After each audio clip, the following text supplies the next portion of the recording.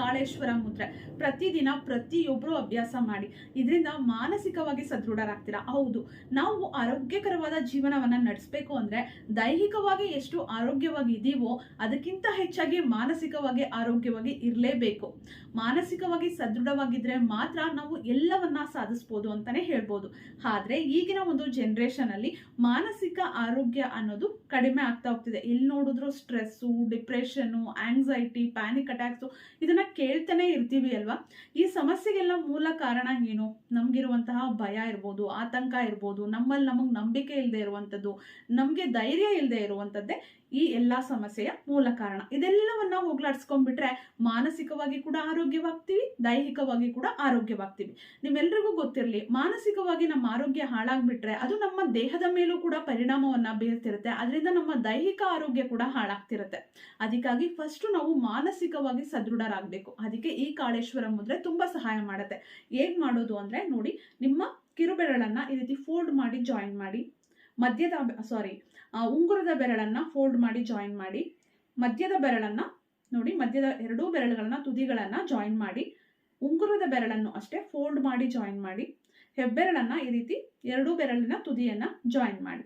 ತುಂಬಾ ಪ್ರೆಸ್ ಮಾಡಿ ಇಟ್ಕೊಳಕ್ ಹೋಗ್ಬಿಡಿ, ಆರಾಮವಾಗಿ ಇಟ್ಕೊಳ್ಳಿ. ನೋಡಿ, ಹೆಬ್ಬೆರಳು ಮತ್ತೆ ಮಧ್ಯದ ಬೆರಳು ಎರಡನ್ನ ಈ ರೀತಿ ಜಾಯಿನ್ ಮಾಡಿದೀವಿ. ಉಳಿದ ಬೆರಳುಗಳನ್ನ ಫೋಲ್ಡ್ ಮಾಡಿ ಜಾಯಿನ್ ಮಾಡಿದೀವಿ.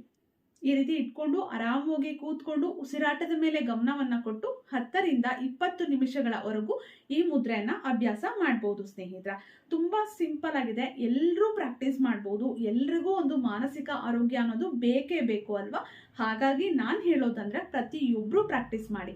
ಈಗ ಮಾನಸಿಕವಾಗಿ ನಮ್ಗೆ ತುಂಬಾ ಸ್ಟ್ರೆಸ್ ಆಗ್ತಾ ಇದೆ, ಏನೋ ಚಿಂತೆಗೆ ಒಳಗಾಗ್ಬಿಟ್ಟಿದೀವಿ ಅಂತಂದ್ರೆ ಅದರಿಂದ ನಿದ್ರಾಹೀನತೆ ಬರುತ್ತೆ, ಡಯಾಬಿಟಿಸ್ ಬರುತ್ತೆ, BP ಸಮಸ್ಯೆ ಉಂಟಾಗತ್ತೆ, ಹಾರ್ಟ್ ಪ್ರಾಬ್ಲಮ್ ಉಂಟಾಗತ್ತೆ, ತುಂಬಾ ದೇಹದ ತೂಕ ಜಾಸ್ತಿ ಆಗ್ತಿರುತ್ತೆ ಅಥವಾ ದೇಹದ ತೂಕ ಕಡಿಮೆ ಆಗ್ತಿರುತ್ತೆ, ಪ್ಯಾನಿಕ್ ಅಟ್ಯಾಕು, ಆಂಗ್ಸೈಟಿ, ಡಿಪ್ರೆಷನ್, ಈ ರೀತಿಯ ಹಲವಾರು ಸಮಸ್ಯೆಗಳು ಉಂಟಾಗ್ತಾ ಹೋಗುತ್ತೆ.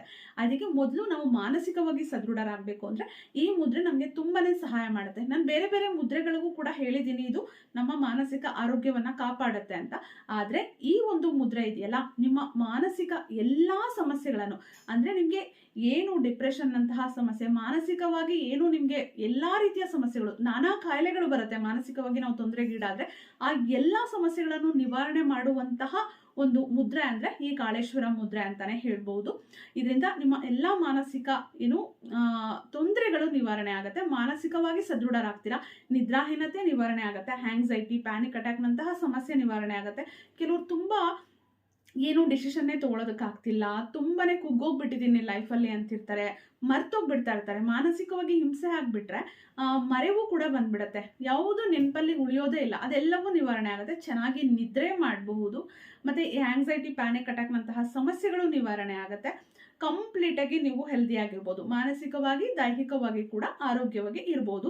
ಈ ಮುದ್ರೆ ಅಷ್ಟು ಸಹಾಯ ಮಾಡುತ್ತೆ. ಕೆಲವರು ಡಿಪ್ರೆಷನ್ಗೆ ಹೋಗ್ಬಿಟ್ಟು ಸೂಸೈಡ್ ಮಾಡ್ಕೊಳ್ಳೋ ಲೆವೆಲ್ಗೆಲ್ಲ ಹೋಗ್ತಿರ್ತಾರೆ.